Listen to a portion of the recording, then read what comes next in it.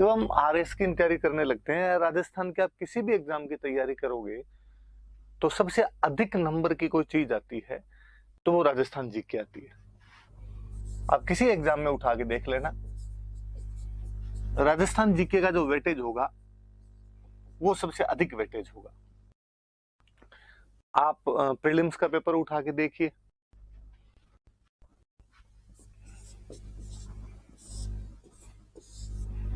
डेढ़ 150 क्वेश्चन आएंगे प्रीलिम्स में।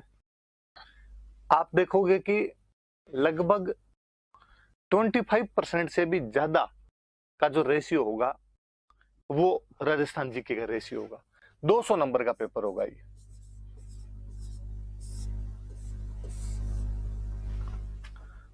राजस्थान जीके के आप कहोगे सर राजस्थान जीके क्वेश्चन कितने आएंगे, तो कम से कम 40 के आसपास क्वेश्चन जो होंगे वो राजस्थान जीके से संबंधित होंगे आपसे। ऐसे मेंस में 4 पेपर होते हैं, मेंस में 200 नंबर के 4 पेपर होते हैं। राजस्थान सब जगह है। पहला पेपर हिस्ट्री इकोनॉमी का पेपर आता है, उसमें वो आपसे राजस्थान पूछ लेता है। उसमें वो सोशियोलॉजी पूछता है तो वहां पर भी राजस्थान पूछ लेता है आपसे। आप सेकंड पेपर में साइंस देखोगे तो उसमें भी राजस्थान आ जाएगी। आपने लगता है यार साइंस में राजस्थान कैसे पूछी जा सकती है, पर वो पूछ लेगा आपसे कि राजस्थान में बकरी पालन की संभावनाओं पर एक विस्तृत लेख लिखिए। आप कहोगे कि ये कैसे क्वेश्चन हुआ राजस्थान जीके का, तो वो राजस्थान में बकरी पालन पूछ रहा है, साइंस की दृष्टि से क्वेश्चन तो बनता है, एनिमल हस्बेंड्री का क्वेश्चन है वो आपसे पूछ लेंगे कि राजस्थान में मूंग की किस्म में होने वाली बीमारियों के बारे में बताइए। एग्रीकल्चर साइंस का क्वेश्चन है, वो आपने राजस्थान जीके में पूछ लेता है आपसे। और अगले कोई पेपर होंगे, मतलब शुरुआत के 3 पेपर जिसमें चौथा लैंग्वेज का आ जाता है, 3 पेपर जीके के आते हैं। पॉलिटी का पेपर आया था, पॉलिटी में वो राजस्थान की पॉलिटी लंबा चौड़ा सब्जेक्ट पड़ा है, वहां से पूछ लिया जाता है आपसे। राजस्थान की इकोनॉमी लंबी चौड़ी पूछ लेता है। कई बार अजीब ही लगता है कि वो 200 नंबर का एक पेपर होता है लैंग्वेज का, जिसमें हिंदी इंग्लिश आती है। अपने को लगता है हिंदी इंग्लिश के अंदर तो क्या राजस्थान जीके पूछ लेगा, पर मुझे याद है 2013 में मेंस का एग्जाम था और उन्होंने क्वेश्चन पूछा हिंदी में, ऐसे पूछा लेख जिसको अपने कहते हैं, उस समय 20 नंबर के पूछा करते थे, अब 10 के कर दिए, कि राजस्थान के पर्यटन में लोक देवी देवताओं की भूमिका बताइए, कि राजस्थान का जो टूरिज्म सेक्टर है उसमें हमारे जो देवी देवता है वो क्या रोल निभाते हैं। आप मुझे ये बताइए, क्या किसी बंदे ने लोक देवी देवता नहीं पढ़ रखे तो वो 20 नंबर का ऐसे लिख पाएगा? कतई नहीं लिख पाएगा। तब पता चलता है कि अच्छा लैंग्वेज वाले पेपर में भी राजस्थान जीके पूछी जा सकती है। ऐसा कैसा कोई एक ऐसे उन्होंने इंग्लिश में और दे रखा था। इसलिए राजस्थान जीके हर में जरूरी है आपके, वो आपके प्रीलिम्स में जरूरी है, वो आपके मेंस में जरूरी है। और सुनिए, इंटरव्यू में तो केवल राजस्थान जीके ही जरूरी है। अपने यहाँ पे आरपीसी में जितने मेंबर बैठे हैं सब अपने यहाँ के लोकल होते हैं, उनको अपनी लोकल बात पूछने में उतने अधिक मजे आते हैं, वो आपसे खोद खोद के लोकल बातें पूछ लेते हैं। इसलिए ये पढ़ी जानी जरूरी है। फिर जब प्रीलिम्स को देखते हैं, जब मैंने बताया प्रीलिम्स में कि लगभग 40 क्वेश्चन होते हैं वो राजस्थान के आते हैं, आप कभी मेरिट पे गौर करना कि मेरिट कितनी जाती है प्रीलिम्स की, कि 150 में से 60 क्वेश्चन जिसके सही हो जाते हैं उसका जनरल कैटेगरी से सिलेक्शन हो जाता है। इसका मतलब यदि किसी को राजस्थान जीके ढंग से हो जाए तो 40 क्वेश्चन का जुगाड़ तो यही है, पीछे बचे 20 क्वेश्चन।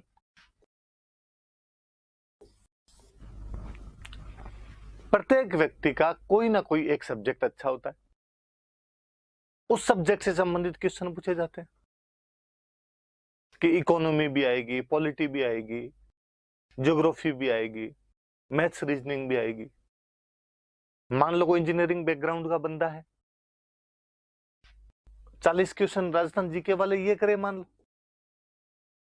20 क्वेश्चन मैथ्स रीजनिंग के आते हैं, 60 क्वेश्चन का जुगाड़ तो सीधा ही करता है। हालांकि फिर हम कहेंगे सर यहाँ से 40 में से 40 सही नहीं होते, ऑब्वियस सी बात है, यहाँ से पूरे में से पूरे सही नहीं हो पाएंगे, पर यहाँ से जितने कम होंगे उतना जब बंदा 1.5 साल तैयारी करता है तो बाकी वाली चीजों में भी करके आता है। वो इकोनॉमी के भी सही करेगा, वो कोई 2 क्वेश्चन हिस्ट्री के भी सही करेगा, वो ज्योग्राफी के भी सही करेगा, कोई ना कोई अपना एक फेवरेट सब्जेक्ट है उसमें से जरूर वो सही करके आ जाएगा। मेंस में मैंने फिर बताया आपको कि तीनों पेपर में शुरुआत वाले में 25-25% तो आप मान के चलिए कि उतने नंबर की तो वो पूछ ही लेंगे। इंटरव्यू का फिर मैंने बता दिया आपको।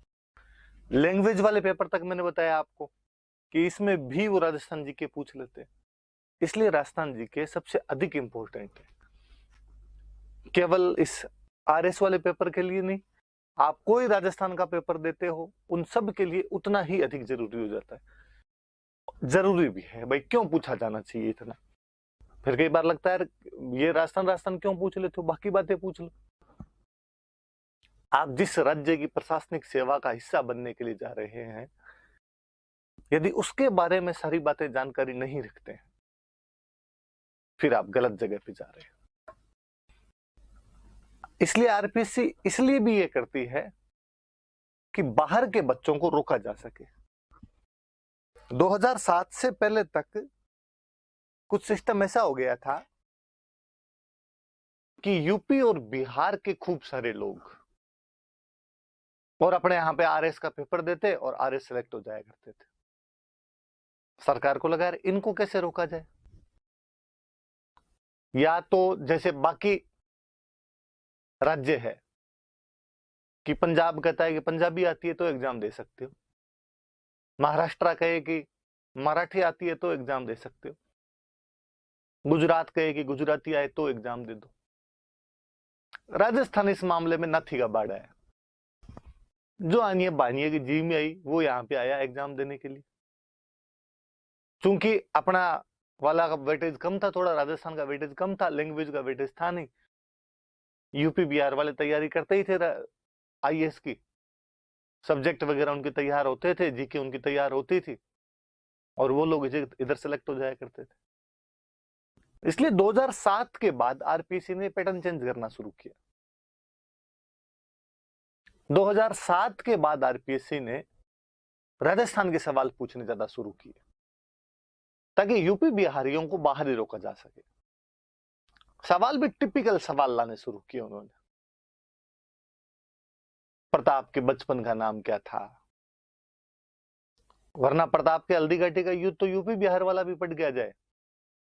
प्रताप का जन्म कौन से किले में हुआ था, पृथ्वीराज चौहान की उपाधि बताइए, दुर्गादास राठौड़ को कर्नल जेम्स टोड ने क्या कहा है। ऐसे ऐसे स्टेटमेंट जो सीधे सीधे केवल राजस्थान के संदर्भ में काम आते थे, वो चीजें और पूछनी शुरू की। तब बाहर वालों की बुद्धि आनी शुरू हुई कि यार लफड़ा है। पर बाहर वाले भी बड़े इंटेलिजेंट, बाहर वालों ने वो हिस्ट्री वाली चीजें रटनी शुरू कर दी। आप विश्वास नहीं करेंगे, अपने राजस्थान की किताबें दिल्ली में धड़ल्ले से मिलती है, किसी भी दुकान पे जाके राजस्थान जी की किताब खरीद लो आपको मिल जाएगी। तो आरपीसी ने थोड़ा पैटर्न चेंज किया। आरपीसी ने पहले हिस्ट्री पूछनी शुरू की, जब लगा कि हिस्ट्री तो इन्होंने याद करनी शुरू कर दी तो आरपीसी कल्चर की तरफ शिफ्ट हुई। उसने वैसे क्वेश्चन पूछने शुरू किए, सांगरी कौन से वृक्ष से प्राप्त होने वाला फल है, उनको वो पूछने शुरू किए। टिड्डी बड़को कहां पहने जाने वाला आभूषण है। कल्चर की तरफ शिफ्ट कर गई खुद को, लोगों ने वो याद की। इतने में आरपीएससी ज्योग्राफी की तरफ चली गई। उसने ज्योग्राफी के वैसे टिपिकल क्वेश्चन पूछने शुरू कर दिए। इवन मुझे याद है कि 2012 के आरएस के प्रीलिम्स में क्वेश्चन पूछ लिया था कि राजस्थान में पशुओं की संख्या कितनी है। मेरा सेकंड अटेम्प्ट था वो, मैं पेपर दे रहा था। तब 2 पेपर आया करते थे प्रीलिम्स में, एक जीके का पेपर आता था, एक सब्जेक्ट का पेपर आता। मेरे हिस्ट्री सब्जेक्ट हुआ करता था। तो जब हम सब्जेक्ट पढ़ा करते थे तो जीके पे ज्यादा ध्यान देते नहीं थे, हमें लगता है सब्जेक्ट के दम पर पेपर निकाल जाएंगे। पर फिर भी चूंकि सेकंड अटेम्प्ट था, इसलिए थोड़ी तैयारी अच्छी हो गई थी, इसलिए जीके भी अच्छा आने लग गया था। तो पहले अटेम्प्ट में जब पेपर लिख रहे थे, पहले जीके वाला पेपर आता था, सोल्व कर रहे थे जब, तो क्वेश्चन खूब सारे सोल्व हो, खूब सारे क्वेश्चन सही हो रहे, जबकि हम ये मान के जाते थे 100 क्वेश्चन आते थे कि यार जीके वाले में 100 में से 50% से ऊपर निकल जाएंगे ना, तो 12-25 है, इतने अपने खूब है। मेरे क्वेश्चन सही हो 75 के आसपास, मेरे मन में खुद में ही डाउट हो कि यार पेपर इतना इजी आ गया क्या, कि अपने क्वेश्चन इतने ज्यादा सही हो रहे हैं। अब यदि इजी आ गया तो कितना इजी है, सबसे ज्यादा डर तो इजी में ये लगता है, इसलिए पेपर हमेशा टफ आना चाहिए। आप भी हमेशा ये दुआ करना कि पेपर हमेशा टफ आए, कि कितना इजी आ गया। कल को पेपर इतना इजी हो कि बाकी सब लोगों के तो क्वेश्चन सही हुए 90-90, अपने 75 में राजी हो गए, तो ये तो पता ही नहीं चल रहा अपने को। पेपर जैसे खत्म किया, खत्म करते पास में एक भैया बैठे थे, मैंने फटाफट उनसे पूछा, भैया आपका एग्जाम कैसा हुआ? भैया ने कहा बहुत बुरा हुआ एग्जाम। भैया की लैंग्वेज और टोन से लगा कि अपने यहाँ के तो नहीं है, बाहर के हैं कोई। क्यों खराब क्यों हुआ? पेपर तो इजी था। कहा इसको इजी कहते हैं आप? कितने टफ टफ सवाल तो पूछे हैं। मैं ऐसा कौन सा टफ सवाल पूछ लिया? का पूछ रहे हैं ना राजस्थान में मवेशियों का संख्या बताइए। अब हम याद करके आया था कि राजस्थान में कौन सा भेड़ ज्यादा दूध देता है, कौन सा बकरी ज्यादा दूध देता है, कौन ऊन ज्यादा देता है, सब तो याद कर लिए थे, तुम्हारा रोग तक याद कर लिया था हमने। और तुम इधर पूछते हो कि राजस्थान में मवेशियों का टोटल संख्या बताइए। तो अब हम तुम्हारे घर पे जाके गिन के आए कि किस घर में कितना कितना मवेशी रहता है। मुझे मन ही मन लगा कि इस क्वेश्चन का आंसर तो हालांकि मुझे भी नहीं आता, पर भैया तुम्हारे में जो खौफ दिखाना ये एग्जाम का, ये अच्छा लगा। अगली बार जब भी तुम्हारे यूपी बिहार वाला दोबारा कोई फॉर्म भरेगा, तब आपके जैसे भैया उसको डराएंगे कि राजस्थान का एग्जाम नहीं देना, मवेशियों का संख्या पूछ लेते हैं।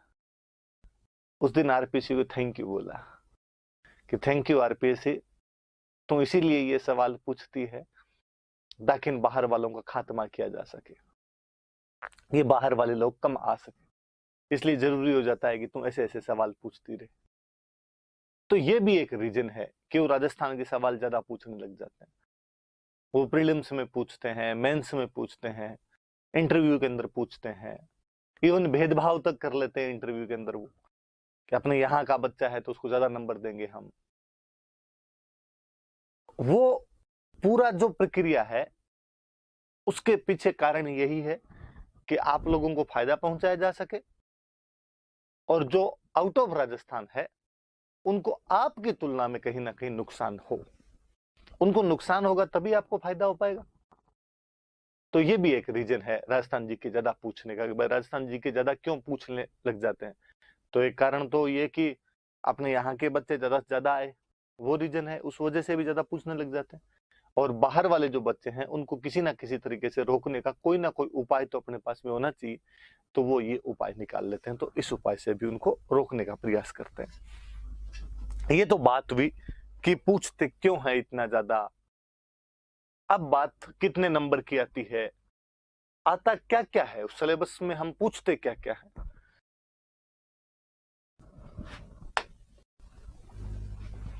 सिलेबस है मेरे पास में, प्री का सिलेबस है। तो मैं तो एक बात थोड़ी सी और बताता हूं।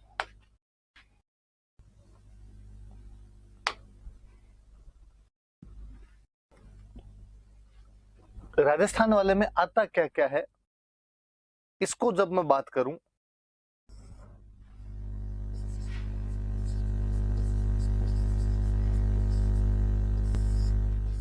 तो इसमें हम पढ़ेंगे हिस्ट्री,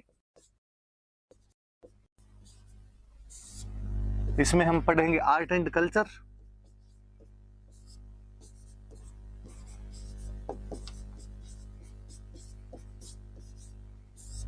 इसमें हम पढ़ेंगे ज्योग्राफी, इसी के साथ में हम पढ़ते हैं इकोनॉमी,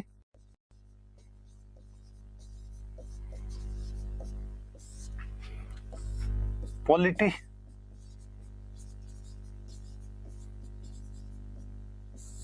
और साइंस भी पूछ लेते हैं वो, और करंट भी।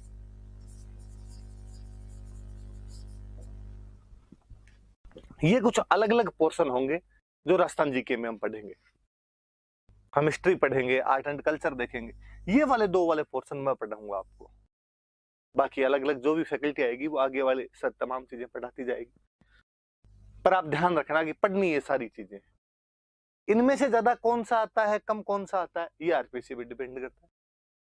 उनके एक बार जी में आती है जब वो ये ज्यादा पूछ लेते हैं, कभी उनके जी में आए तो ये ज्यादा पूछ लिया, उनके जी में आई तो ये ज्यादा पूछ लिया, वो फ्लक्चुएट करवाते हैं। पर कुल मिला के इन सब का घाड़मेल करके और वो प्रीलिम्स के अंदर 45 के आसपास क्वेश्चन पूछते हैं, प्लस माइनस 5 कर लो। कभी वो 40 तक रख दे, कभी उसको 50 तक ले जाए, वहां तक वो कर सकते हैं अपने हिसाब से। अब अपने ये शुरू करेंगे हिस्ट्री और आर्ट एंड कल्चर वाला। इसमें क्या क्या पढ़ेंगे वो सारी बातें हम देखते। वैसे देखो, एक ये खुद करना कि आपको जो भी सब्जेक्ट आप पढ़ने जा रहे हो उसका सिलेबस याद होना चाहिए, याद होना चाहिए प्रत्येक बच्चे को। मैं आज थोड़ा सा सिलेबस के बारे में बता और देता हूं आपको क्या क्या चीजें उसमें।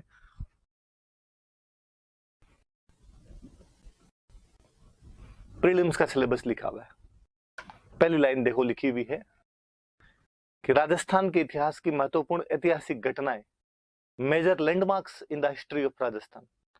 अब ये कह के उसने सब कुछ कह दिया, आगे वो नहीं लिखता ना तो भी उसको कोई आवश्यकता नहीं थी। अब राजस्थान की हिस्ट्री में मेन लैंडमार्क जो भी हुए हैं वो सब पूछे जाएंगे, पर उसने एक चीज दी है मेजर, महत्वपूर्ण। अक्सर क्या करता है स्टूडेंट, जब कंपटीशन की तैयारी करने लगता है तो राजस्थान जीके तो पक्का पढ़ता ही है, और राजस्थान जीके को पढ़ने के क्रम में वो भगवान जाने क्या क्या पढ़ जाता है। राजस्थान में गहरा गड्ढा कौन सा है, राजस्थान में ऊंचा टिब्बा कौन सा है। सिलेबस कह रहा है कि बुंगड़ ये नहीं पढ़ने, सिलेबस कह रहा है कि मेजर लैंडमार्क्स पढ़ने, महत्वपूर्ण ऐतिहासिक घटनाएं पढ़नी। महत्वपूर्ण कौन सी है वो मैं बता दूंगा, वो जैसे जैसे चलेगी साथ में तब मैं बताता रहूंगा कि ये काम की है अपने और ये अपने काम की नहीं। पर प्लीज आप वो थोड़ा सा जो एक अपना तरीका होता है कि हर कुछ भी रट्टा मारना शुरू कर देते हैं, धूल में लठ मारने शुरू कर देते हैं, उस प्रवृत्ति से थोड़ा सा बचा जाए। इतनी भी एक्सेसिव फैक्ट याद नहीं हो जाने चाहिए कि जिस दिन एग्जाम देने जाएं उस दिन समझ में नहीं आए कि क्या याद करके जाए इनमें से, क्या छोड़ के जाए इनमें से। चीजें सार गर्भित होनी चाहिए, कॉन्टेक्स्ट में होनी चाहिए कि जितने अपने काम की है उतनी पढ़ लेंगे, बाकी वाली चीजें अपने छोड़ देंगे। तो इस बात पे ध्यान देना आप। फिर वापस लिखा है इसने, लिखा प्रमुख राजवंश। अब राजस्थान में तो राजवंश ही थे भाई, राजस्थान का तो अपना राजस्थान नाम ही इसीलिए पड़ा हुआ है क्योंकि यहाँ पे राजपूत राजवंशों का अधिकार हुआ करता था। अब वो राजवंश कौन कौन से, खूब सारे राजवंश है, जैसे हम पढ़ेंगे गुहिल, राठौड़, चौहान, कछवाहा,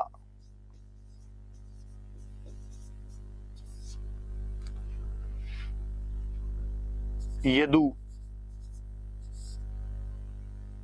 उसके बाद आप परमार, प्रतिहार, जाट और अपने टोंक में एकमात्र मुस्लिम रियासत थी तो टोंक वालों का। ये कुछ रियासतों का अधिक वो इतिहास हम पढ़ेंगे, उनकी हिस्ट्री हम पढ़ेंगे, राजवंशों की डायनेस्टीज के बारे में जानेंगे। कौन कौन से? तो गोहिल है, राठौड़ है, चौहान है, कछवाहा है, यदु, परमार, प्रतिहार, जाट, मुस्लिम, और भी कोई आ जाएंगे, रह जाएंगे। साथ में कई छोटे छोटे कई ऐसे पर्टिकुलर राजवंश रहे जिनका अधिकार केवल किसी क्षेत्र विशेष पर रहा, और ये जानकारी उनके किसी अभिलेख से मिलती है। उस अभिलेख के अलावा उसके बारे में अपने पास में कोई भी जानकारी नहीं है, तो उनके बारे में भी हम पढ़ लेंगे। ये मैंने मोटी मोटी सी बात बताई। आगे बात लिखी हुई है उनकी प्रशासनिक व्यवस्था, एडमिनिस्ट्रेटिव, कि मंत्री कौन होते थे, राजा बनता कैसे था, राजा के बाद में अगला राजा कौन बनता था, उत्तराधिकार के नियम क्या क्या हुआ करते थे, राजस्व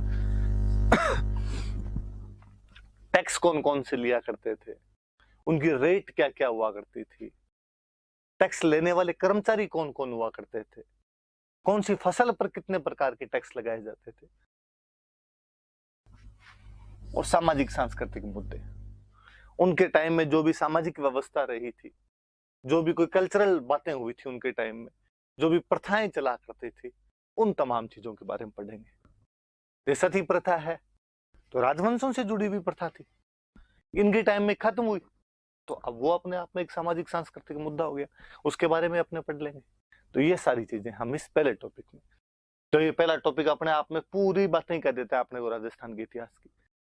और देखते हैं, देखो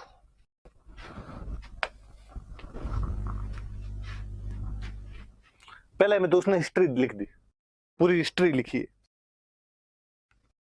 दूसरे में अब देखो मैं एक और बताता हूं, वैसे नॉर्मली आपको बेसिकली राजस्थान के इतिहास को या किसी भी देश के इतिहास को 3 भागों में बांटते हैं: एंशियंट, मिडिवल और मॉडर्न।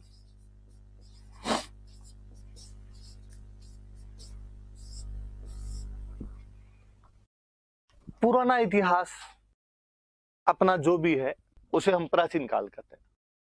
पुराने की क्या डेफिनेशन? तो हम कहते हैं एक तो वो जिनके बारे में हमारे पास में रिटन एविडेंस नहीं है, पाषाण काल का मनुष्य क्या करता था क्या नहीं करता था, हम उसके बारे में ज्यादा बातें नहीं जानते, लिखित साक्ष्य अपने पास में नहीं है। वहां से शुरू कर लो, तो वहां से जब अपने शुरू करते हैं तो पाषाण काल, पूरा पाषाण काल, मध्य पाषाण काल,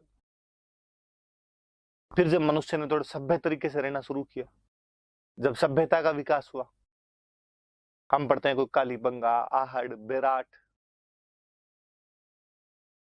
इन सभ्यताओं के बारे में पढ़ते हैं। आगे धीरे धीरे साम्राज्यों का विकास होना शुरू हुआ, तो कोई मौर्य साम्राज्य, गुप्त साम्राज्य, शक, कुषाण, हूण, इन सब के बारे में तो हम पढ़ते हैं प्राचीन काल में। जब मध्यकाल आता है तो मध्यकाल में हम पढ़ते हैं मोहम्मद बिन तुगलक, अलाउद्दीन खिलजी, अकबर, जहांगीर, ये मध्यकाल है। जब आधुनिक आता है तो भारत का जब आधुनिक इतिहास देखते हैं तो उसमें आएगा आपके Warren Hastings, Lord Cornwallis, Wellesley, Lord William Bentinck. मैं मोटा मोटा आपको यदि एक विभाजन कहूं तो मैं कहूं जब हिंदू राजाओं का अधिकार था वह एंशिएंट है, जब मुस्लिम किंग्स आ गए थे वो मिडिवल है, जब गोरों का राज आ गया था वो मॉडर्न है। कि जब अशोक, चंद्रगुप्त मौर्य, बिंदुसार, बिंबिसार वो राजा है तब तो प्राचीन काल। मोहम्मद बिन तुगलक, अलाउद्दीन खिलजी, बलबन, जहांगीर है तो मध्यकाल। डलहौजी, रिपन, लिटन, कर्जन के बारे में पढ़ रहे हो तो आधुनिक काल।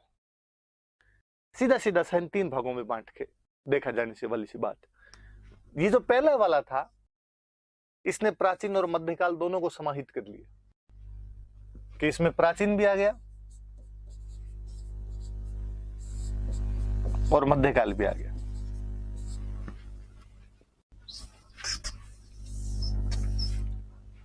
दूसरा, स्वतंत्रता आंदोलन, जन जागरण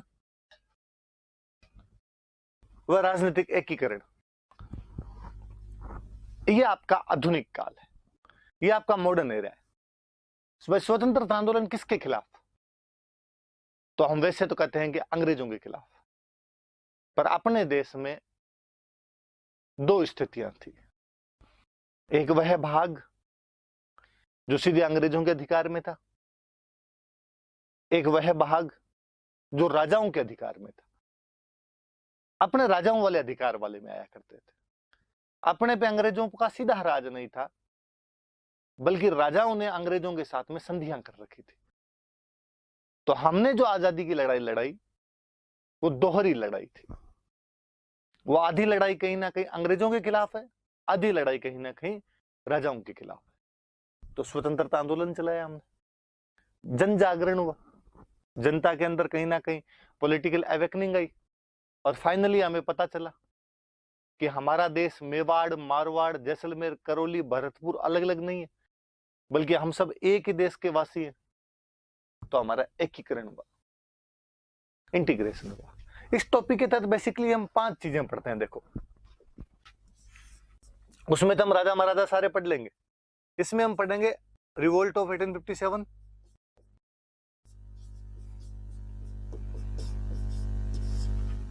इसमें हम देखेंगे पीजेंट मूवमेंट,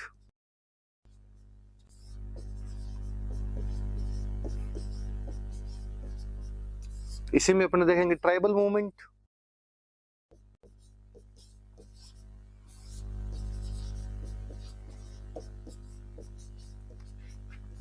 इसी में देखेंगे जनता का आंदोलन,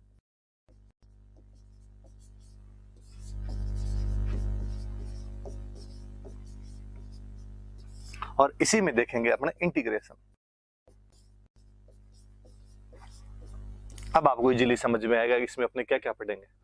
1857 की क्रांति, किसान आंदोलन, जनजातीय आंदोलन, प्रजामंडल आंदोलन और एकीकरण, ये वाले टॉपिक इस दूसरे के तहत देखेंगे। पहले वाले में अपने राजा महाराजा देखेंगे, दूसरे वाले में ये राजा महाराजाओं के खिलाफ जनता लड़ी कैसे थी उसके बारे में हम पढ़ेंगे। अंग्रेजों के खिलाफ जनता कैसे लड़ी थी उसके बारे में अपने पढ़ेंगे।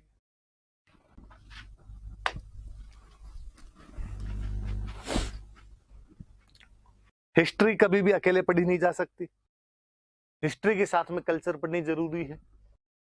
कारण कि राजा महाराजाओं ने जितना भी डेवलपमेंट करवाया वो सारा कल्चरल डेवलपमेंट था, और वो डेवलपमेंट एंशिएंट और मिडिवल के अंदर हुआ। तो वो कौन कौन से डेवलपमेंट थे, कैसे वे, उसके बारे में पढ़ते हैं। क्वेश्चन लिखा देखो सीधा सीधा, स्थापत्य कला की प्रमुख विशेषताएं, salient features of the architecture. आगे इसने बाकायदा आगे मैनेज किया है वापस, उसमें कह रहा है मैं 2 चीजें पूछूंगा, किले एवं स्मारक, मॉन्यूमेंट्स। मॉन्यूमेंट्स में क्या पूछेगा अगला? मॉन्यूमेंट्स में अपने से कोई पूछ लेगा महल, छतरियां। राजा महाराजा मरते तो उनके पीछे छतरियां बनती थी। राजा महाराजा अपने रहने के लिए महल बनवाते थे। सुरक्षा के लिए जो बनवाते वो तो किले, रहने के लिए जो बनवाते वो महल हुआ करते थे। तो उनके बारे में अपने तमाम जानकारियां पढ़ेंगे कि वो महल कौन कौन से बने, किस किस ने बनवाए, उनकी क्या क्या विशेषताएं हैं। और कई बार सीधा क्वेश्चन उठा के पूछ लेते हैं। मुझे याद है 2013 वाले उसी मेंस के एग्जाम में क्वेश्चन था, गागरोन किले के स्थापत्य कला की विशेषताएं बताइए। सिलेबस का पॉइंट है, स्थापत्य कला की प्रमुख विशेषताएं। उसने गागरोन किले की पूछ ली, क्योंकि उससे थोड़े दिन पहले गागरोन किला तथा राजस्थान के 5 अन्य किलों को यूनेस्को की विश्व विरासत सूची में शामिल किया गया था। तो करंट का वो वैसे ही हो रखा था, हिस्ट्री से अगले ने जोड़ दिया, सिलेबस का सीधा सीधा पॉइंट था, उन्होंने उठा के पूछ लिया। इसलिए भी सिलेबस के पॉइंट पिन पॉइंट दिमाग में रहने चाहिए, ताकि अपने दिमाग में रहे कि वो क्वेश्चन कहां से उठा सकता है और किस प्रकार का क्वेश्चन उठा सकता है। आगे देखते हैं। आगे अगले इनका कलाएं चित्रकलाएं और हस्तशिल्प। अब कला खूब प्रकार की, किसी प्रकार की कला पूछ सकती है, पर उसने फिर भी इसने वैसे इसने अलग से करना चाहिए था, इसको इसने किया नहीं। बाकी इसके कहने का मतलब है कि कला में वो चित्रकला और हैंडीक्राफ्ट आपसे पूछेगा। बाकी कला और कौन सी हो सकती है, तो बाकी मूर्ति कला हो सकती है, स्कल्पचर के बारे में, या अपने राजस्थान में गांव में जो लोक कला होती है कि कोई मांडने हैं, कोई थापे बनाने हैं, उसके बारे में वो आपसे पूछ सकता है। पर बड़े तौर पर वो चित्रकला और हस्तशिल्प से क्वेश्चन पूछता है आपसे। और चित्रकला का क्वेश्चन तो मैं आरएस में हर बार देखता हूँ, भले या तो प्री में पूछ लेता है या मेंस में पूछ लेता है, पर अच्छे क्वेश्चन पूछता है यहाँ से। अगले ने कहा कि राजस्थान के साहित्य की महत्वपूर्ण कृतियां। ये वाला जो टॉपिक है ना, राजस्थान के साहित्य की महत्वपूर्ण कृतियां, ये अपने जब ये पहला पढ़ेंगे तब खूब सारी काम आएगी। क्योंकि राजा महाराजाओं के दरबार में खूब सारे राइटर्स हुआ करते थे और वो खूब सारी बुक्स लिखा करते थे, तो ये वाला टॉपिक वहां पर अपने काम आ जाएगा। वहां पर जितनी बुक्स होगी उतनी पढ़ लेंगे, फिर जो बच जाएगी वो इसमें पढ़ लेंगे अपने। एक लिखा हुआ क्षेत्रीय बोलियां कि मारवाड़ी, ढूंढाड़ी, हाड़ोती, मेवाड़ी, मेवाती, वागड़ी, ये जो अलग अलग बोलियां बोली जाती है अपने, इनके बारे में हम पढ़ेंगे। इनमें कौन कौन सी रचनाएं लिखी गई, इन बोलियों में क्या अंतर है, तो प्री में क्वेश्चन आए तो कैसा आएगा, मेंस में क्वेश्चन आए तो कैसा आएगा, वो तमाम बातें हम देखेंगे।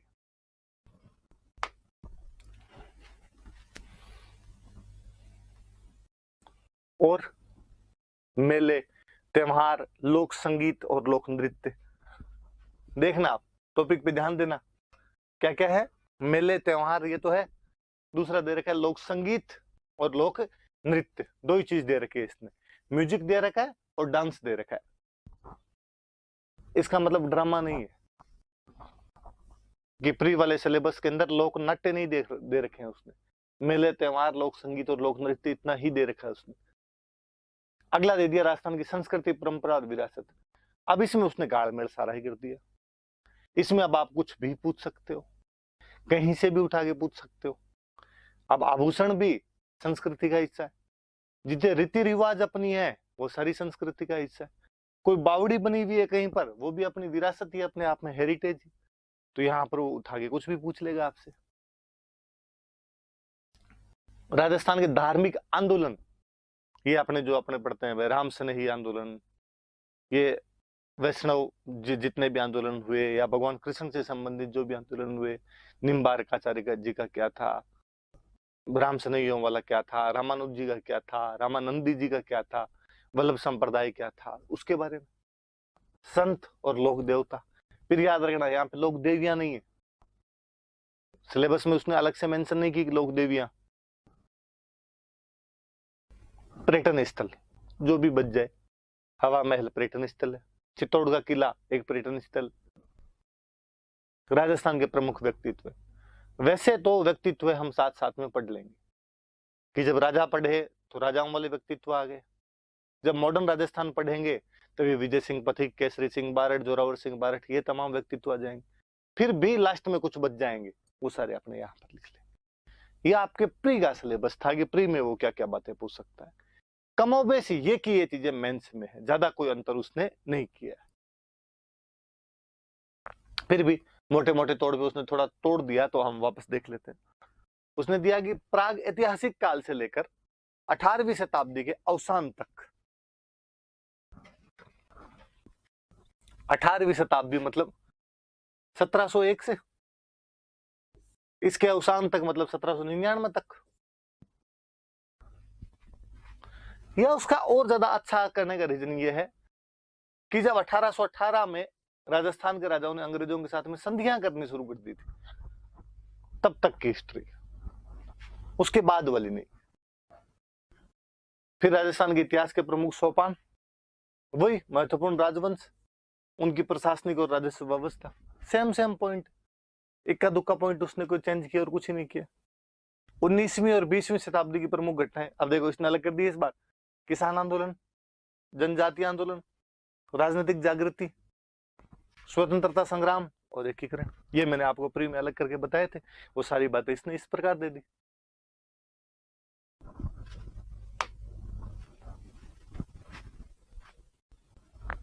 राजस्थान की हेरिटेज, वापस वही प्रदर्शन और ललित कला, तो सारे आपके लोकगीत, लोक नृत्य, लोक नाट्य, वाद्य यंत्र, ये सारे के सारे आपके परफॉर्मिंग और फाइन आर्ट्स के अंदर आएंगे।